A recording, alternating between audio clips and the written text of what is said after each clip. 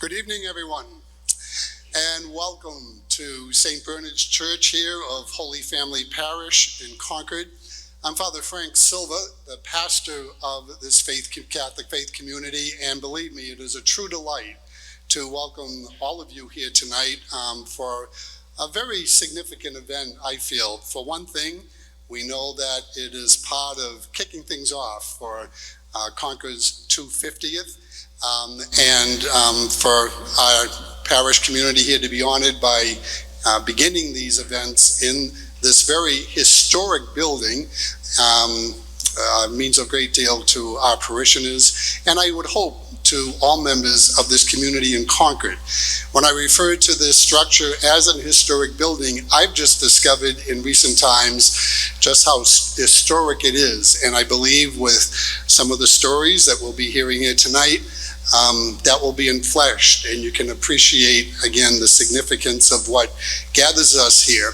Not too many of us get to go to a birthday party for someone who's 200 years old, but I think in the spirit of what the woman whom we honor here tonight in a particular way gives us, we realize the message that she lived out and certainly remained true to throughout her lifetime is a message that continues to be needed to be heard by communities far and wide, not only within our own town, within our state, our country, but for that matter throughout the world.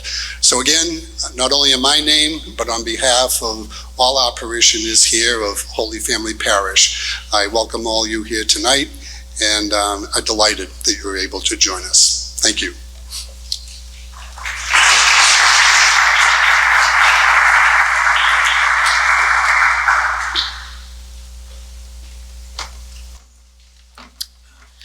Hello, my name is Nikki Turpin, and on the behalf of Robin's House, I want to thank everyone for being here today to celebrate Ellen Garrison Clark's birthday.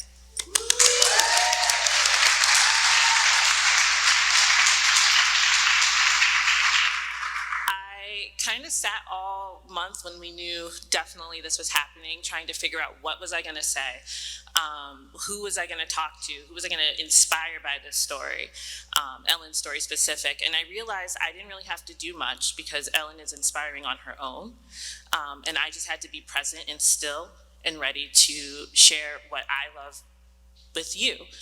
So I thought I'd take a moment as we welcome each other in this space to discuss how 10 years ago I was in a really dark space, as I think many of us were in this country, and I needed someone to inspire me.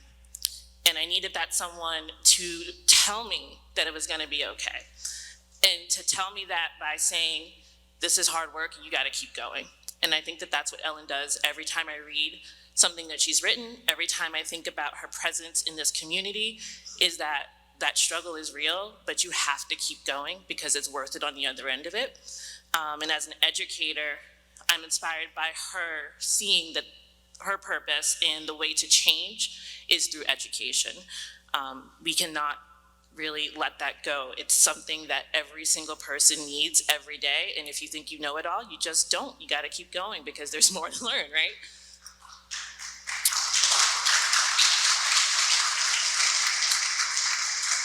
So with today being her birthday, something I always think about on my birthday is, what do I want this next rotation to mean? And what I challenge you to think is, how does this rotation and your association now with Ellen change who you are, and what do you want it to mean as you keep going for these next 365 days?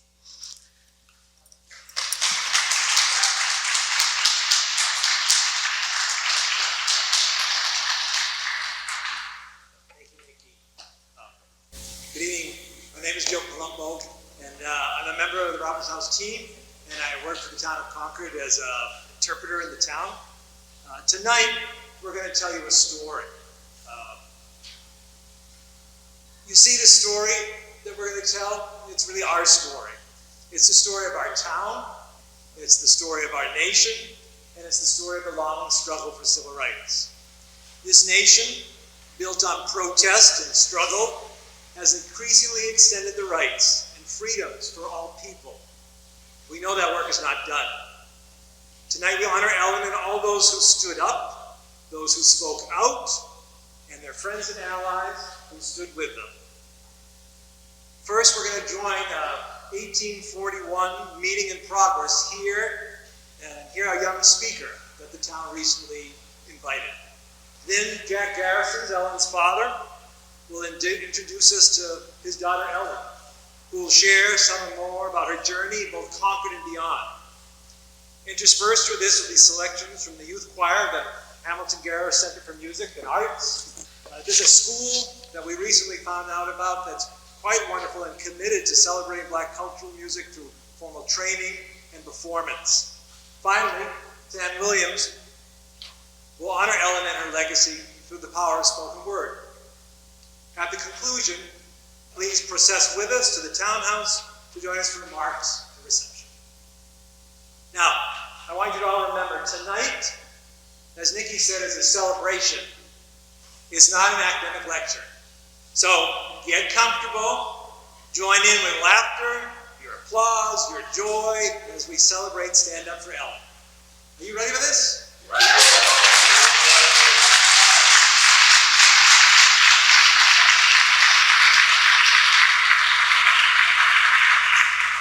So it's in the middle of the 1800s. The revolutionary events of April 19, 1775 are 70 years in the past. But however, like today, they are a part of how the town thinks of itself, as we do now. Although kidnapping and enslavement of indigenous and African people had continued in Concord for roughly 170 years, by the 1800s, these evil practices had generally ended in Massachusetts. Concord's free Black families lived near each other on the edges of town. The Dugans over near White Pond. The Robbins and the Garrison families, initially in a small home near the edge of what was known as the Great Field. Today, we would know that as the Great Meadows. The actual home site is near the wastewater treatment plant. I think we're going to get a sign for that.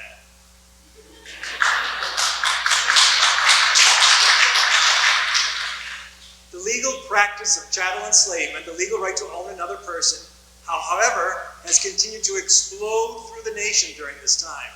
The slave power, as it is called in the United States, has continued to grow. A small but growing group of Americans of all races have begun to organize to continue the long struggle around the idea of abolishing slavery, thus the name abolitionist. In Concord, a small but mighty group of protesters was led to no surprise to anyone by the women of the town. The Concord Female Anti-Slavery Society was founded by women such as Susan Garrison, Ellen's mother, and the strident and powerful personality of Mary Brooks. Susan's father and husband had been enslaved. She knew well what she was fighting for. Mary's father and grandfather had been enslavers, and her disgust with her family's past drove her to take the lead. These women met in homes and found their ways to raise money for the cause. They supported and held fairs and lectures. They stood up, they spoke out, and they pushed, and they did not take no for an answer. They often were not very popular. On an evening such as this, in 1841, in this very building, on this very spot, a grand anti-slavery meeting was held. All of Middlesex County had been invited. Although her mother Susan had passed just a few months before, Ellen and her father Jack would have been at this meeting. Mary Brooks had heard the news of a new young speaker, that she insisted he be at this meeting. She wanted all Concord and beyond to hear him. According to historian Sandra Pertolinis, she says about this evening, in 1841, those gathered at the Universalist Church this day are there by a shared outrage that they live in a country that enslaves 2 million people, but considers itself a bastion of liberty. In Concord, this pride in the national story of equality and freedom is, of course, especially strong. Slavery is not only a horrific institution, but it makes a humiliating mockery of the nation's founding principles. Yet we have to remember that the women and the men who are here this night in Concord, although they were an audience composed from folks throughout the town, it attracted only a minority of the residents of the town. So, without further ado, I'd like to begin our program and introduce Mrs. Mary Brooks.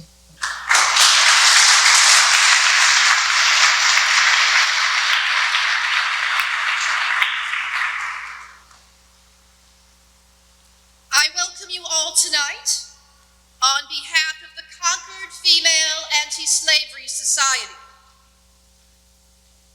Miss Helen Thoreau, Mrs. Abba Alcott, join me in our deep affection for the Garrison family, and each day still mourn the loss of dear Susan, Ellen's mother, and her first teacher. When we started our Female Anti-Slavery Society, there were 61 women, including Susan Garrison, with us from the beginning. We have heard some grumblings and words of disdain from some men in town, including my husband. Yes, he thought our group silly. The abolitionist men are somewhat drowsy, but the women are, as usual, wide awake and the life of the cause. The men need to know we are not moving out of our proper sphere as females when we assume a public stand in favor of our oppressed sisters. Years ago, the ladies used to be admonished to leave off the meddling with what did not belong to them and stay home and mend stockings. I always replied I would be very happy to do so when the men would fulfill their obligations. Here, Mrs. Brooks, I just wanted to say that Mr. Alcott and I have been in such admiration for you, and I believe tonight we may have an opportunity to get some of the men folks to help us when we set up for the fundraising fair. Oh, yes, Mrs. Alcott. Thank you. I have taken care of that and will make note of your advisement. Very well. But there is work to be done, and I pray we women shall do it. We shall make it manifest that the descendants of those who so bravely resisted British oppression in 1775 are not only alive, but awake, too, on the great subject of human freedom. Tonight, there is free speech and a free platform. On behalf, and I had said that tonight, our reform-minded ladies of Concord, I wanted to introduce you to a young man whom I have met this summer past, and whose fine speaking is elegant. I said that tonight at this meeting, I wanted young Mr. Douglas to speak, and in short feel the infinities of my nature by wishing the whole universe be present. I introduce to you Mr. Frederick Douglass.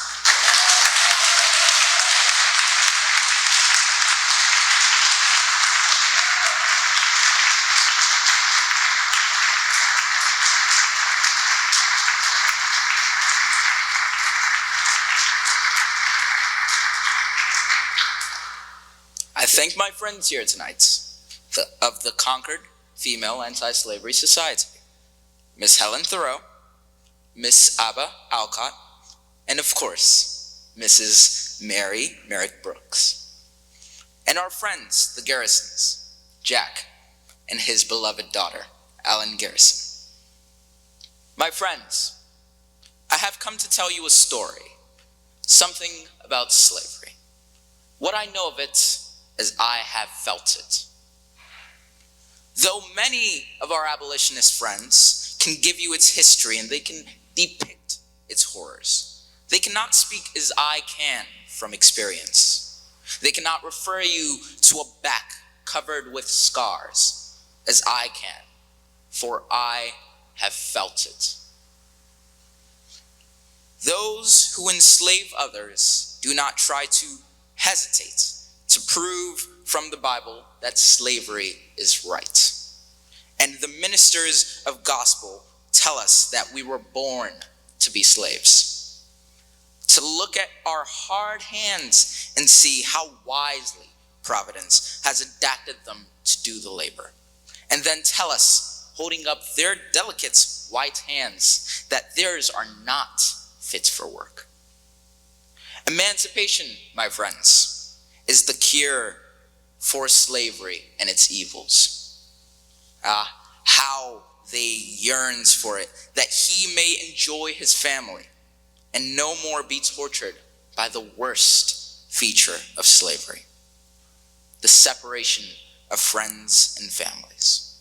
Oh, my friends, you cannot feel the slave's misery when he is separated from his kindred. The agony of the mother when parting from her children cannot be told. Yet the northern people think that if slavery were abolished, we would all come north. They may be more afraid of the free colored people and the runaway.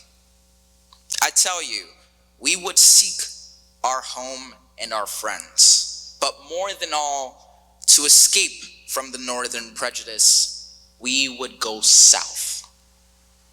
Prejudice against color is stronger north than south. It hangs around my neck like a heavyweight. It presses me out from among my fellow men. And although I have met it at every step, the 3 years I have been out of Southern slavery, I have been able to, in spite of its influence, take good care of myself. Only a few weeks ago, I rode a train car in a nearby town, along with my abolitionist friends. We sat together in a whites-only car, known as the long car. One of the best railroad carriages with luxuriance and beautiful seats. The enraged conductor ordered me out, yet I refused. 6 men were needed to oust me. They clutched me head, neck, and shoulders. But in anticipation of the stretching which I was about to be subjected, I had interwoven myself amongst the seats. In dragging me out on this occasion, it must have cost the company $25 to $30, for I tore up the seats and all. At New Bedford, where I live, as you have here in Concord, the blacks told to sit in a different part of the church to worship away from the whites. It seems the kingdom of heaven is like a net, and when the net was drawn ashore, they had set it down to call out the fish. Well, it happened now that the fish rather had some black scales, so these were sorted out and packed by themselves. During the revival, one young girl went into a trance. When she awoke, she declared she had been to heaven. Her friends were all anxious to know what and whom she had seen there, so she told the whole story. But there was one good old lady whose curiosity went beyond that of all others, and she inquired of the girl who had the vision if she saw any black folks in heaven. After some hesitation, the reply was, "Oh, I didn't go to the kitchen." Such was the religion she had experienced. Thus, you see, my hearers, this prejudice goes even into the church of God. And there are those who carry it so far that it is disagreeable to them to even think of going to heaven if colored people are going there too. And whence comes it? The grand cause is slavery, but there are others less prominent, one of them which is the way in which the children in this part of the country are instructed to regard the blacks. Yet people in general will say they like colored men as well as any other, but in their proper place. They assign us that place. They don't let us do it for ourselves, nor will they allow us a voice in that decision. They will not allow that we have a head to think, a heart to feel, and a soul to aspire. They treat us not as men, but as dogs, and expect us to run and do their bidding. That is the way we are liked. You degrade us and then ask why we are degraded. You shut our mouths and then ask why we don't speak. You close your colleges and seminaries against us and then ask why we don't know more. Well, I tell you tonight, if there is no struggle, there is no progress. Those who profess to favor freedom and yet depreciates agitation are men who want crops without plowing up the ground. They want rain without thunder and lightning. They want the ocean without the awful roar of its many waters. This struggle may be a moral one, or it may be a physical one, or it may be both moral and physical, but it must be a struggle. Power concedes nothing without a demand. It never did, and it never will.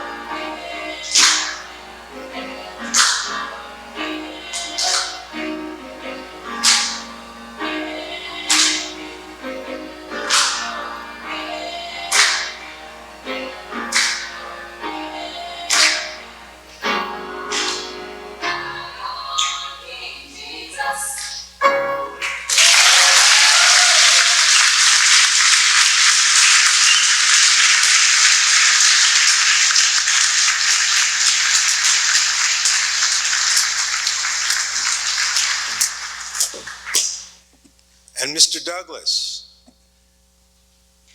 the truth of your words pain us, but no more so than the truth of your life experience. We have recognized both the truth that you lived and the truth that you now share with us. So we thank you for your words this evening. And good evening. I am Jack Garrison. I am Jack Garrison. I am Ellen's father.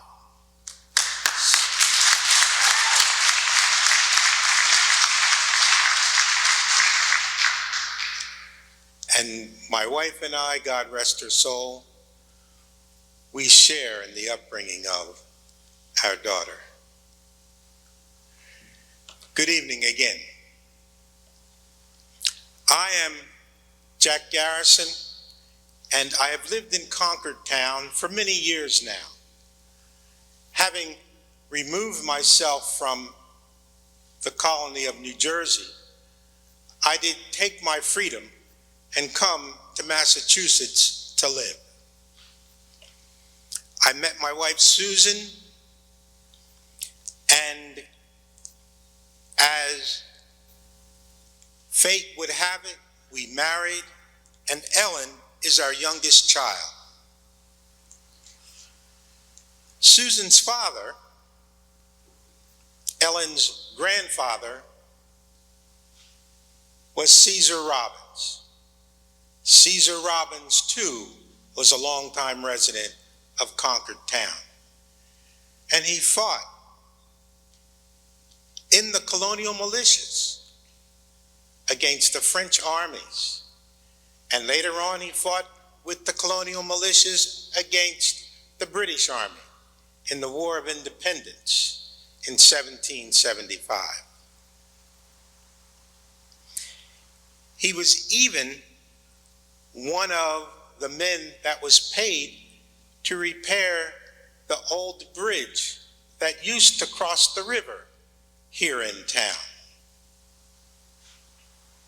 So my father-in-law, Caesar Robbins, too, has a long history here in Concord town. It was my wife, Susan, however, that gave Ellen the determination to fight for her rights and the rights of all of us. Susan was active with Mrs. Brooks in the Female Anti-Slavery Society which even met in our house in the great field outside of town. It was my wife, Susan, who gave Ellen the schooling she first needed. And as she went to school here in town, Ellen became one of the premier students among the school children here in Concord town. I think Ellen took all of her mother's instructions to heart because she knew what her mother was working for, and she knew and understood what I had been through myself. I remember when she was but 12 years old, her school teacher asked the class, "Who will march in the town parade?" Ellen said no. She said no because her mother had forbidden her to participate in the town parade. For Susan knew that the last time Ellen participated, that she had been crowded out, that she had been pushed around, she had been called names by others. And Susan was not about to let her daughter suffer that mistreatment again. But Ellen persuaded her mother to allow her to attend. And as Ellen had experienced some of the prejudices of Northerners, as Mr. Douglas referred to, she was willing to fight the fight in order to stand up for what she believed in. On the day of the parade, Ellen and one of her white classmates, joined hands and together marched in the town parade. She was standing up for what she believed. The two of them, as they marched, drew some favorable and some unfavorable responses. But I saw Ellen growing into the woman that I knew that she would be, and that she would make her own way in the world and in the work that she would do. Ellen was just recently appointed to a teaching position in Boston, and it was kindly Mrs. Brooks who wrote a letter of introduction for her to her friends in Boston. I know that as Ellen leaves her home, leaves Concord town, that she will travel, and wherever she goes, she will leave a legacy of the good work that she will do. Ellen, tonight we celebrate you. And to the people of Concord town, I proudly introduce to you my daughter, Ellen Garrison.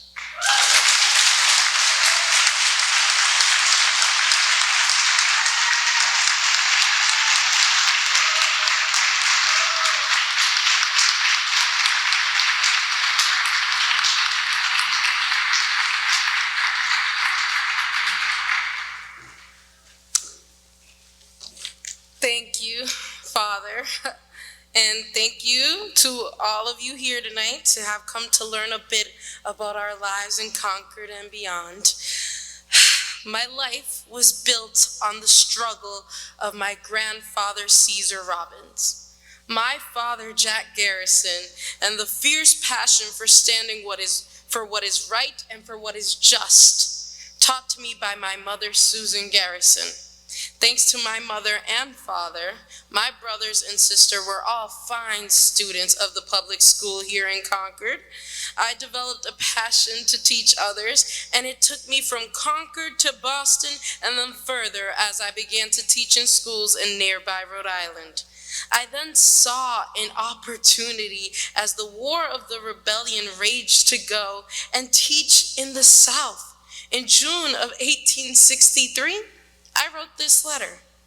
Sir, I have a great desire to go and labor among the freedmen of the South. I think it is our duty as a people to spend our lives in trying to elevate our own race. Who can feel for us if we do not feel for ourselves? And who can feel the sympathy that we can who are not identified with them? I should like to go as soon as possible, for I feel as though there is much work to be done, and I would like to do my share. I would have gone upon my own responsibility, but I am not able, and the times being so unsettled, I thought it would not be safe for me to be employed by some society. Then I shall not be troubled about my livelihood, for it cramps one's energies to have to think about the means of living. I suppose I must tell you something of myself. I teach the common English branches: reading, writing, arithmetic, geography, and grammar. Should there be an opportunity for me to be employed, will you please inform me what the salary will be and all the particulars? I shall be ready to leave Newport as soon as I settle my present business. I have a select school, but I believe I can do more among the freedmen. Please write to me if there is any prospect, and you will much oblige me. Yours most respectfully, E. Garrison Jackson. P.S. I was born in Concord, Mass., and am a member of the Baptist Church in Joy St. Boston. I was hired by the society and sent down to Port Deposit, Maryland, to open a school for freedmen. Here, I read you some of my letters about my time there running the school. Reverend S.S. Jocelyn, dear friend, I have got the school in good working order. The children are willing and anxious to learn. I have 31 scholars and expect more. My time has been very well occupied. In the evening, it is considered unsafe to go out, that is for colored people, for they are stoned and driven about at the pleasure of the rowdies. This seems somewhat strange to me, yet so it is. One man was badly injured last week and is now under the doctor's care. Please write word to Mr. Noyes about the books if you think that it will do any good. The want of school books is my greatest trouble. I hope to be able to visit my scholars and their parents also very soon. I have nothing more of interest, but shall write again after I get the books. Yours truly, E. Garrison Jackson. Reverend M.E. Strybey, sir, I send the report of my labors the past month. The chief obstacles which I have to encounter is the inconvenience of the schoolroom. It has nothing convenient about it. No desk on which the scholars can write, no desk for me to keep my books in, and but one seat with a back, and these we have all borrowed. The want of convenient seats and desks is a serious obstacle, for there are several who can write some, and there are others who ought to be learning. I have done all I could to have them get the desk, but it seems they have not been able to get them yet. My scholars are very good generally. Sometimes I had to deprive them of recess or keep them after the others are dismissed, but have had no serious cases yet. They listen to me and obey. One thing is certain, my scholars like me, and therefore they regard what I tell them.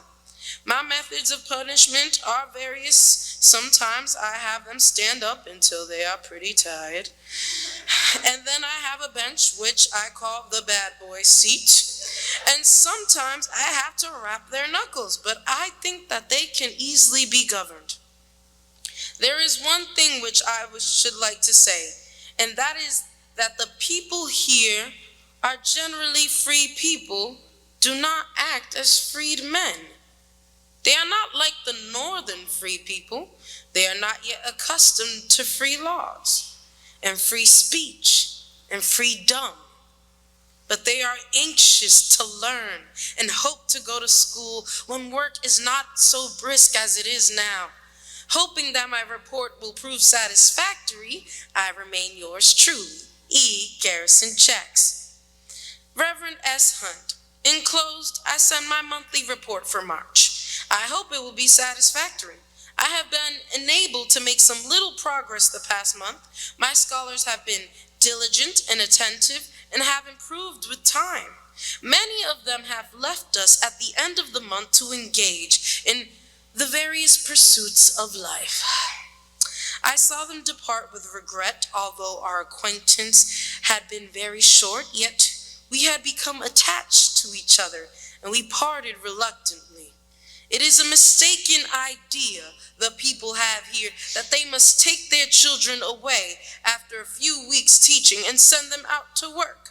I have not been able to induce but one man to continue to send his son in spite of work. And he is so small, he could do but little.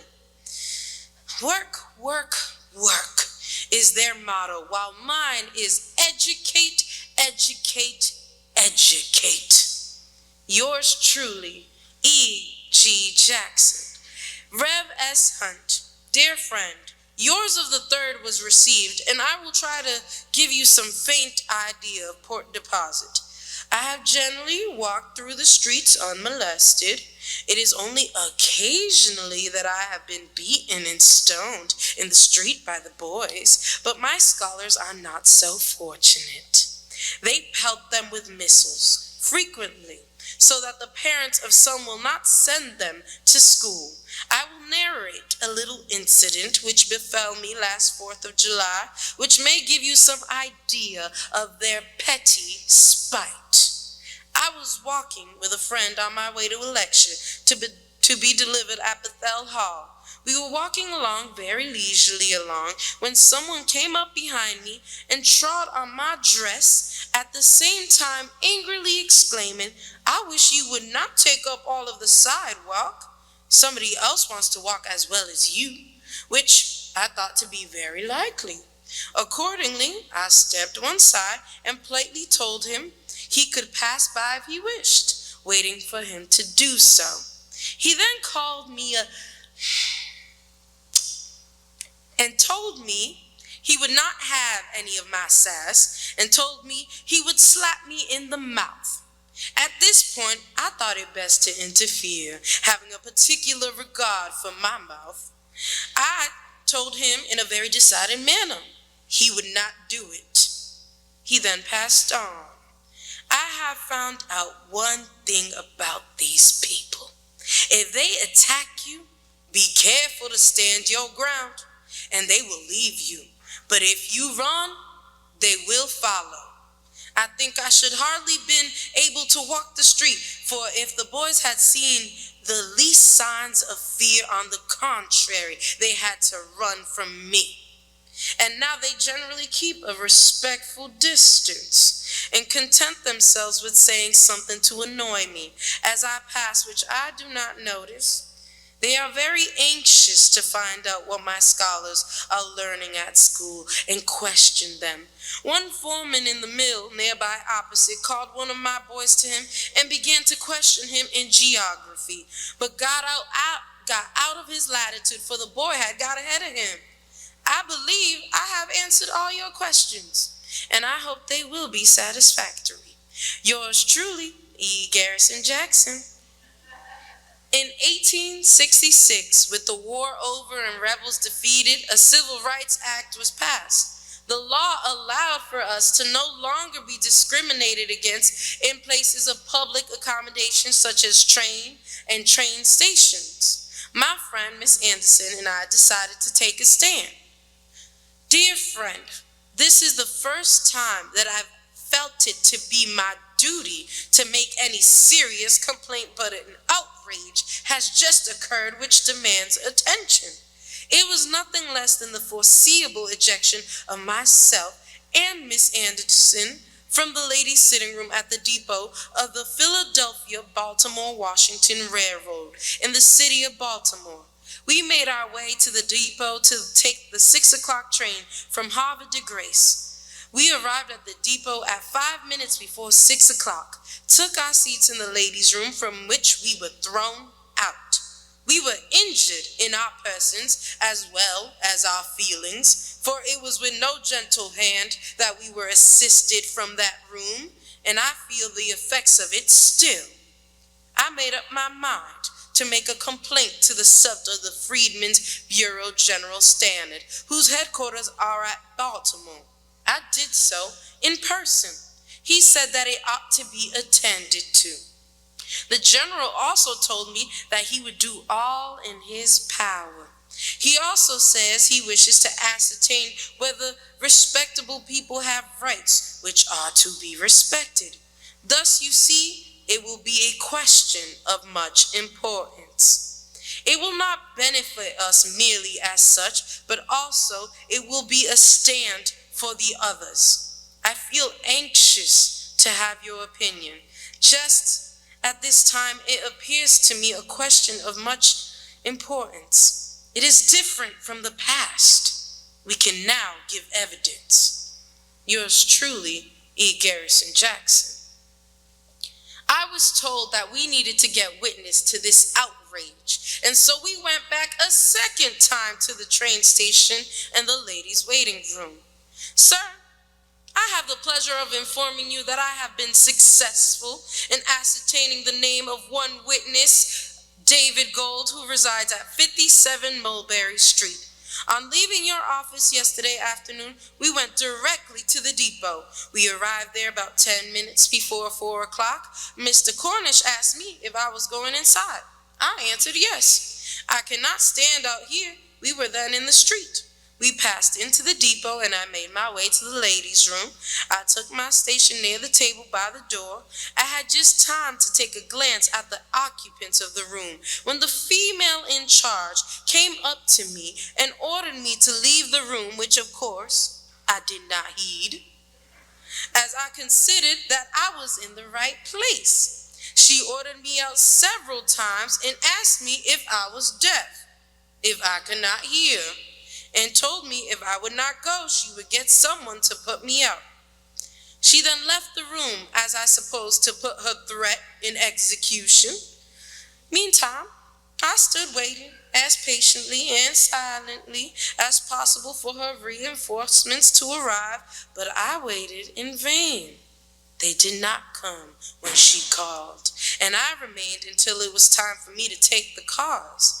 I did not know, but these facts might be of use, as I was the only one whom she addressed in this insulting manner while I was in the room. Therefore, she did not treat me as she did the others present. I feel as though I ought to strive to maintain my rights. As long as our friends have passed a law for our protection, we ought to contend for our rights and let our friends see that we appreciate their efforts in our behalf. Hoping that I have not wearied your patience, I remain yours most respectfully, Mrs. E. Garrison Jackson. Our case went to court. I recount that in this letter. Reverend S. Hunt, dear friend, we went to Baltimore on Friday evening and presented ourselves at court on Saturday morning as requested. The case was not called. Our opponent's counsel consulted with ours and requested a compromise, which proposition, being unexpected by us, required consideration. We could not agree to compromise. The fact is, the case must be very much against them, or they would not want it disposed of in that way. The colored people of Baltimore came to our aid in a very unexpected manner.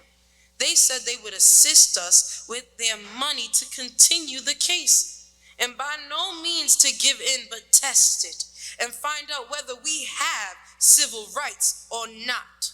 They said it concerned them all, and we have pledged ourselves to go through. Our case is a good one to decide the question, for we did not resist in any other way than by retaining our seats. We did not once lose sight of our position, but maintained our dignity. In fact, I did not speak to the woman who first insulted us, and did not speak to Adam Smizer until he grasped my arm so tightly I felt compelled to cry out, "Let me alone, take your hands off me." That is all I said to him until after the assault, after which I told him he would hear from me again. I recollected that he had pretended to be a police officer. I turned towards him and, looking him full in the face, inquired of him whether he really was a police officer. He very distinctly told me it was none of my business. But as there seemed to be a difference of opinion in regard to that, I did not press the question. But to return to our Baltimore friends, they came up to hear the trial. The courtroom was crowded. I had no idea of the sensation it would create, and nothing short of a question like this would justify me, in my own opinion, in making such a public spectacle of myself. It certainly requires a great degree of moral courage to act in this matter. It is no trifling subject. Whether successful or unsuccessful, we must stand firm to the last. I know there is danger in the counties, but the same kind Father who has protected me until this time, I believe will continue to do so until the end. I feel that it is a good and glorious effort in which I am engaged. Our soldiers went forth with sword and bayonet to contend for right and justice. We could not do that, but we contend against outrage and oppression wherever we find it, firmly standing and giving away for the rudest shocks.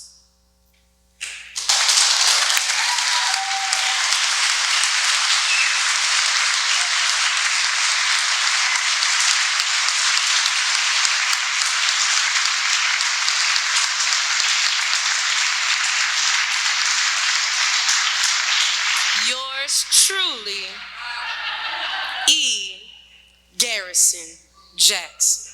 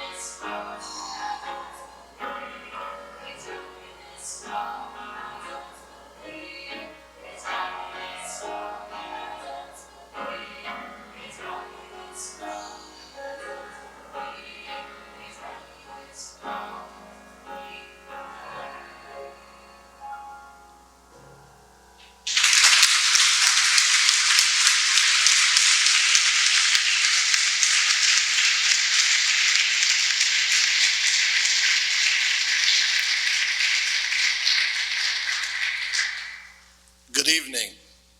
This is an original poem that was specifically written for this evening. It's called Stand Up for Ellen. If there was a shot heard around the world, Concordians, today what would that sound be? Can Ellen Garrison become that iconic symbol and be the example of American liberty?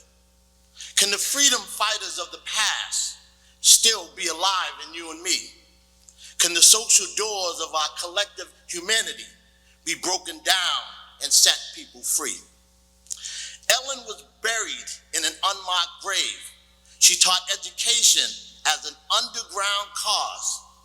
She was defiant during the white-only days. She challenged standards. She challenged laws. Ellen Garrison Jackson Clark was the predecessor of Rosa Parks. She was born in Concord at the Robbins House. She taught African freedom on every route. Ellen was on a mission to elevate her race, an abolitionist of abolitionists whose vision was strong. As she traveled the country, she moved with grace by tapping into the energies of those old slave songs. Slavery and segregation was the condition she fought because it mangled and strangled Black people with fear. As an educator, she brought this struggle into light. Her mission for freedom was simple and clear. As the granddaughter of a man enslaved, her inherited rights was to do this work. At the age of 12, she walked in the Concord parade. She was viewed with scorn, but needed to be heard. A good story is only compelling if it touches the mind. Do you remember the footsteps left behind in the sand? Great teachers should awaken and inspire the blind. It's not what they say, it's how they take a stand. Who are the Black educators that we remember the most? Woodson, Rogers, Booker T, and Du Bois? Men are always selected for this sacred post. But what about Ellen? What about her voice? Social justice is a tool to correct wrongs that were done. Ellen Garrison was an advocate for civil rights. Her earliest activism began in this very town. Can you still hear her voice? Can you still see her fight? Why are people silent during the real cause? Why are these connections and relationships so rare? Why is it hard to see truth beyond the fraud? If we stand up for Ellen, we can't sit down in fear. If we stand up for Ellen, we must stand up for truth in education, community, and preparing the youth. If we stand up for Ellen, we must cut the ties loose by engaging in solidarity as an action of proof. If we stand up for Ellen, we must not be afraid of the judgment, opinions, and the scrutiny by the mob. By standing up for Ellen, we demonstrate that we're brave so that the next generation is not socially robbed.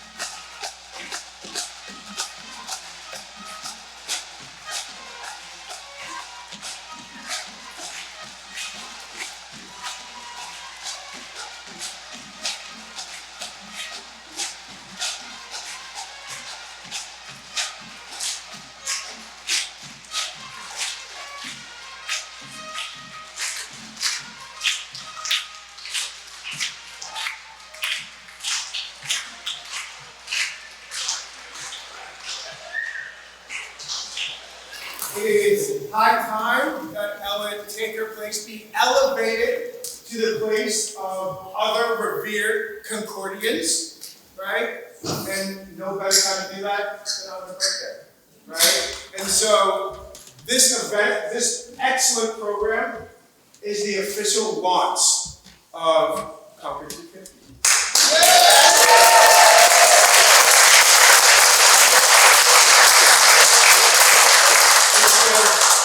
Powerful and amazing, cathartic, emotional to say that.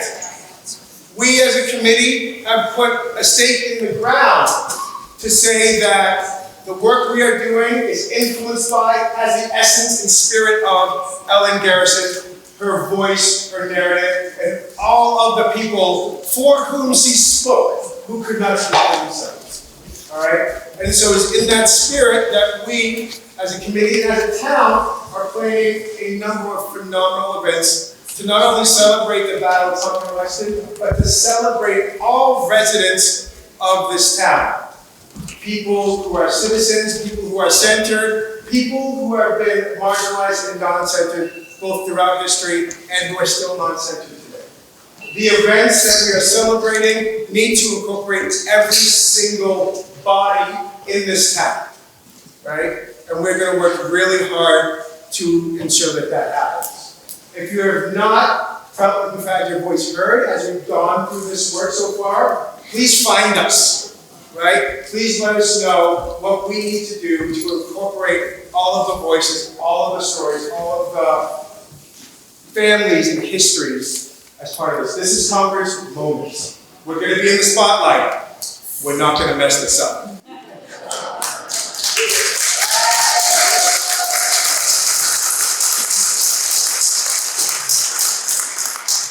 On behalf of the Concord 250 Executive Committee and everyone who loves this town, I want to wish you, Ellen Garrison, a happy.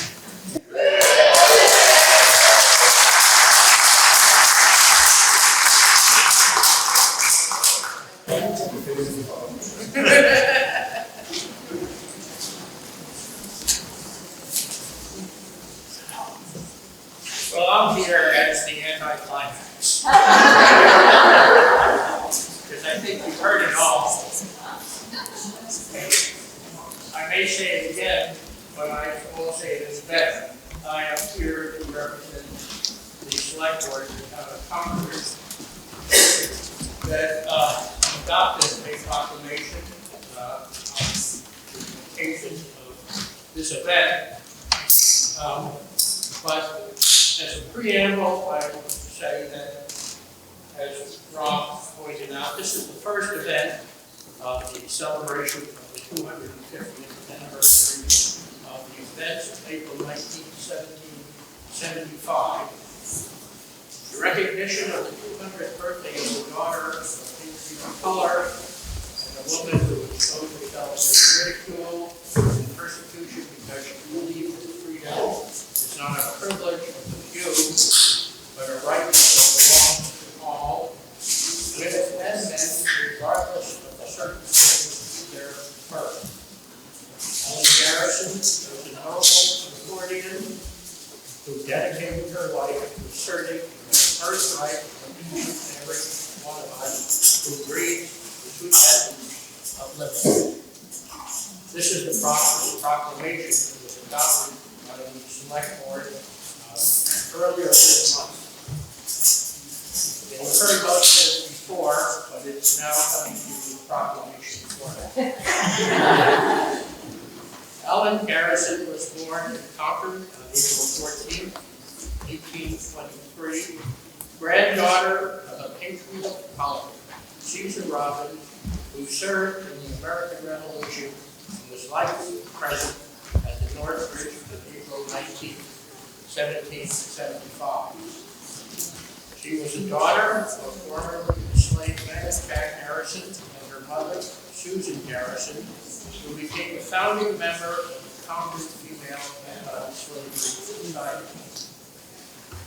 She was educated in Concord public schools, monumented where her activism began early, learning about racial discrimination and at the 12, 1835, she marched in the Concord parade, standing pose with her white schoolmate, beneath the gaze of curiosity, surprise, ridicule, and admiration, all together. She continued her mother's anti-slavery activism as a teacher in the Freedmen's schools during Reconstruction, and in her commitment to demand civil rights for all. In 1866, Ellen attested the nation's first Civil Rights Act in court by sitting in the segregated waiting room in the Baltimore train station, from which she was forcibly ejected.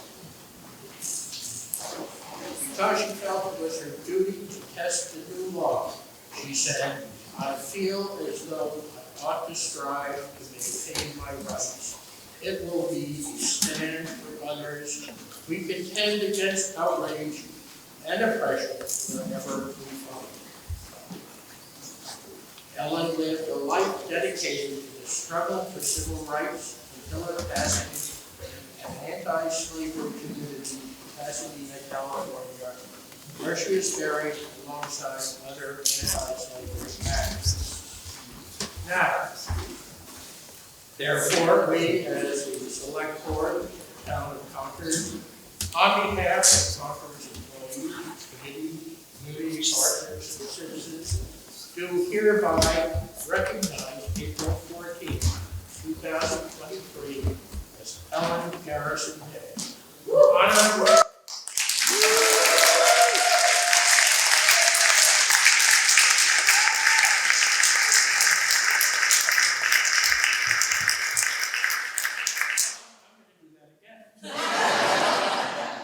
Therefore, we, as a select board of the town of Concord, Massachusetts, on behalf of Concord's employees, committees, community partners, and citizens, do hereby recognize April 14, 2023 as Ellen Garrison Day, honoring this native daughter of Concord and her connection to all those who fought for freedom. Proclaimed this third day of April 2023 by the Select Board of the Town of Concord.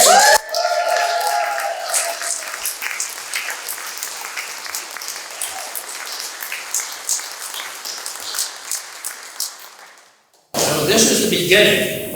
This is the beginning. On Monday, we're going to have a bang-up Patriots Day parade. And it's just the start of all the commemoration and the fun and the celebration of all the values that we share. And I hope you will be there, participate, enjoy it. And then over the next 2 years, we're going to have a series of events to commemorate all of the anniversaries and the events that led up to the battle at the bridge on April 19, 1775. And we hope that all of you will participate, enjoy, and respect and love what we're doing. Thank you.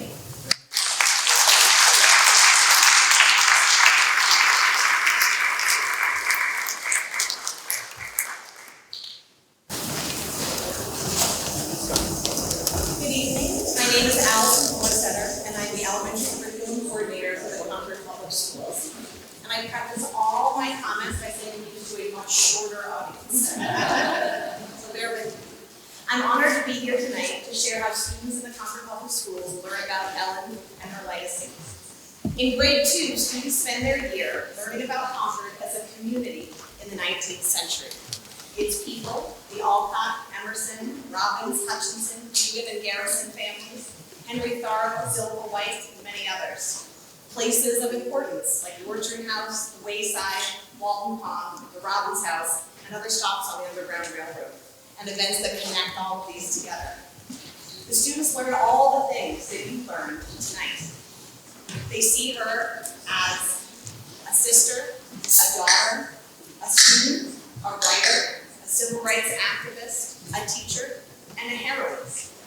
The students follow the timeline of her life to find out that as an adult, she cared so much about the rights of others that she stood up for what she believed in with great perseverance in very trying times. In the end of their year, they get a beautiful visit from the Concord Museum educators. Each classroom is visited by 2 educators who help the students become history detectives. They get to look at objects and artifacts from the Garrison and Dugan families to learn more about the Concordians of the past that they've heard of stories all year long. They construct a map of 1852 Concord and place the homes of all the people they have come to relate to and learn about, alongside other buildings and landmarks. They place the home of J. Garrison, as in 1852 it was the home of Ellen's brother, while in the 1840s it's where she lived with her family. The students find the location of the school where Ellen likely attended, the Center School, which is like the Masonic Lodge just next door. They look at the map, they make observations, they ask questions, and they make connections. Our hope is that by year's end, her legacy as an upstander leaves a lasting impression on some of our youngest Concordians. I also have a note on behalf of the History and Social Science Department at the Concord Middle School. Students and staff are honored to join in the celebration of the life and legacy of Concord abolitionist, civil rights activist, and teacher Ellen Garrison on her 200th birthday. We are fortunate here in Concord to have a rich local history to draw upon exemplary figures like Ellen. When students at CMS learn about abolition efforts in Concord to end the unjust institution of slavery, her courageous and personable story provides a much-needed beacon of hope, of greater equality, justice, and social reform. In sum, the legacy of Ellen Garrison's actions offers CMS students a roadmap to be better individuals, to stand up to injustice, and create a community of respect, tolerance, and support. We are once again thankful and honored to be able to praise the spirit of this great Concordian, Ellen Garrison.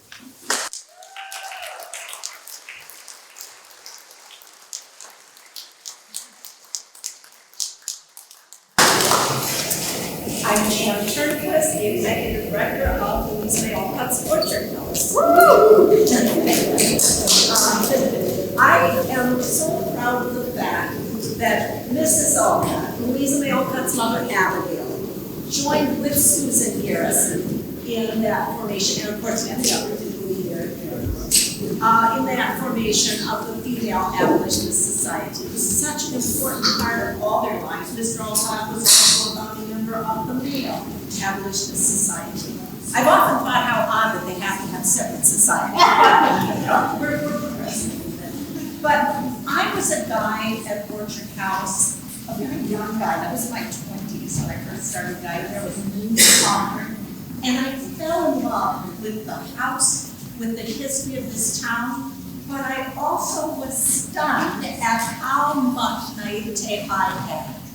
I did not realize that these very sometimes self-righteous abolitionists were sometimes the very ones who would say, well, yes, we want to free the slaves, but let's not get carried away and think they're fully human, for heaven's sake.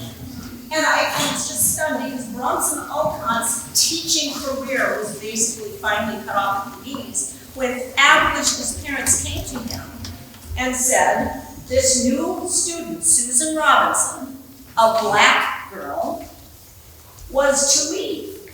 And she was a charity pupil. And if she didn't leave, their children would leave, and they would have paid the parents. Mr. Alcott said, Susan stays. And I thought, I didn't know abolitionists could be that way. I did not realize how much of our history was not really history. It's protecting false stories. Yeah. And I just began to think, right? Were very flawed individuals, and I have yet to find a human who is not. But they had their priorities straight to understand all humans are fully humans. That means they have every right that any other, that they can marry interracially. I mean, they were way ahead of that curve, but yet they were flawed. I'm not trying to say who is flawed. But I am saying for this kind of an event that we need to become more and more aware of where the work still lies. It's all around us. We all see it. I thought these people tonight did a fabulous job.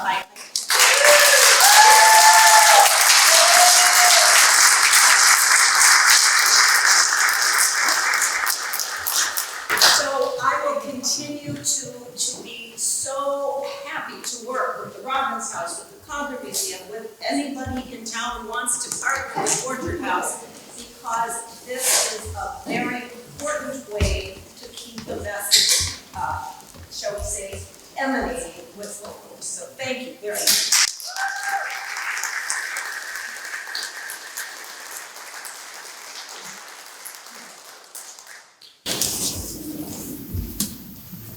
Thank you all for coming tonight. My name is Jen Turner, and I am thrilled to be the new executive director of the Robbins House.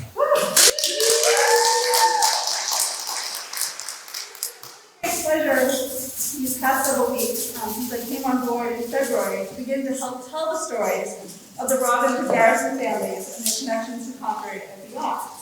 I am not from Concord, so don't hate me about that. But I live in Quincy. And as I wind my way to work in the mornings through the streets of the downtown towards the Robbins House, I often think about Ellen. I think of the kind of person that she must have been. That even though she was afraid of the reception that she was received as a young girl, not even a teenager yet, in the Concord that she was born into, that she didn't want to march with her schoolmates in the parade of the town. But she was convinced when a fellow classmate, Albert Prescott, took her hand to let her know that she was not alone.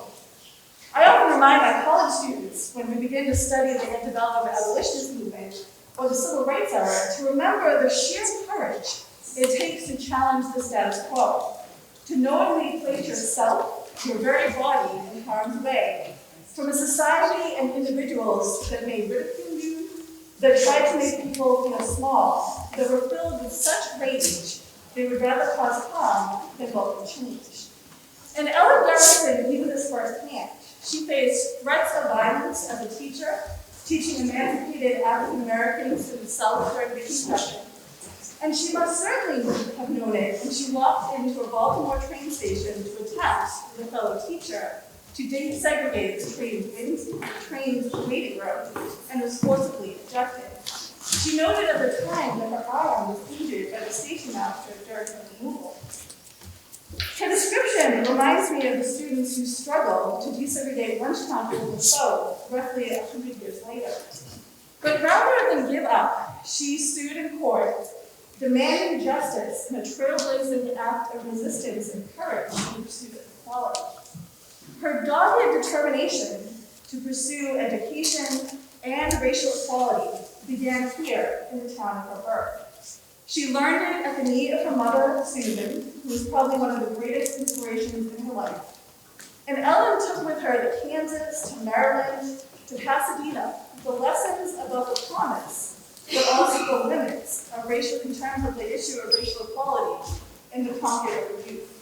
And I think that it's really incumbent on us to think about her celebration as a community, that we should continue to promote the values and lessons she advocated for life here in Concord as we live and work in this community today. And I want to end by thanking several people in the room tonight who were so instrumental in creating such a moving celebration for Ellen. I, in particular, want to thank the Concord 250 Committee for their incredible support and for the decision to make this event the first official event of the Concord 250 activities. The Robbins House is so proud to be part of the fabric of Concord history, and the support of Concord 250 really reflects the kind of community collaboration Concord is known for. And I also want to thank 3 people connected to the Robbins House who made this event so delightful tonight. And in particular, I want to give a shout out to Leah Butler, Rebecca Pearson, and Joe Colombo.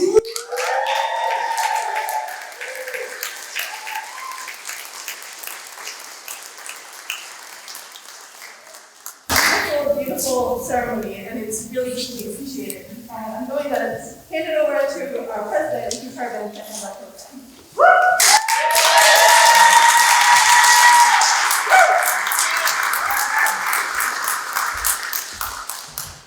Hello. I want to first say thank you to everyone for coming out tonight to celebrate Ellen's birthday with me. I say this to you because it's like, it's our party, right? As president of the Robbins House, I really truly believe that this museum, this work is my heart. It is my baby that I'm helping to raise and grow and share with everyone around, and I hope that you see it as your baby as well, and you can continue to help it grow. So earlier I told you 10 years ago I was in a bad place and looking at the world, and I met this young woman, Ellen, and I knew reading her name that she was going to change my life. Yeah.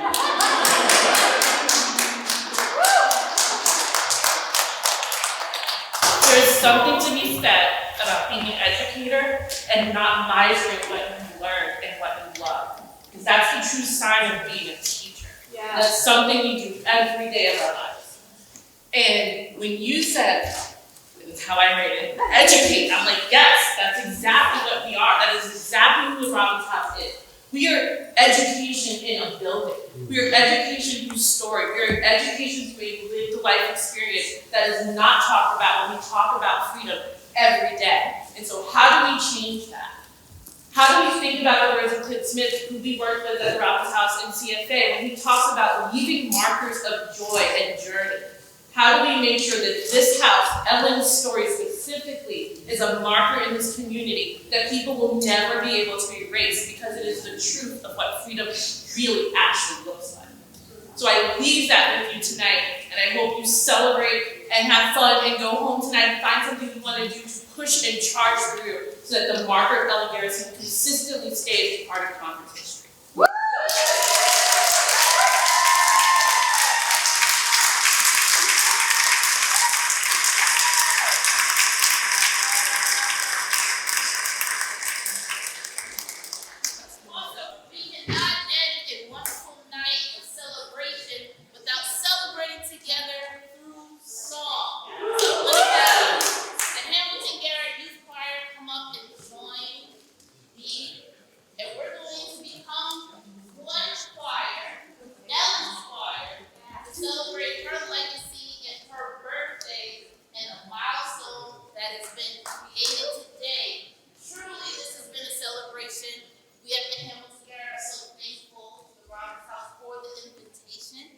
We're excited to end this evening with you. So I'm going to teach